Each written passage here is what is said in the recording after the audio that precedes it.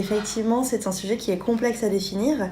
Aujourd'hui, il y a des définitions qui sont acceptées par tous, notamment la définition des 5 libertés, définie en 1965 par le Farm Animal Welfare Council, ce qui est une définition sur laquelle CIWF s'appuie.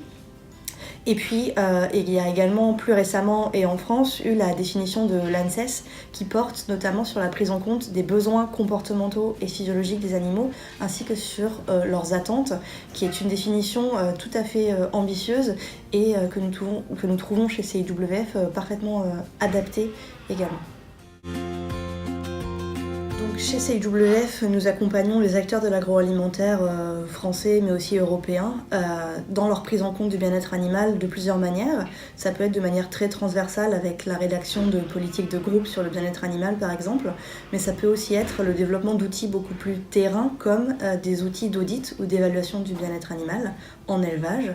Donc sachant que chez CIWF, nous n'avons pas pour mission d'aller auditer les élevages, mais nous aidons les entreprises à construire leur référentiel en s'appuyant sur les dernières avancées scientifiques et des référentiels comme Welfare Quality ou AWIN par exemple.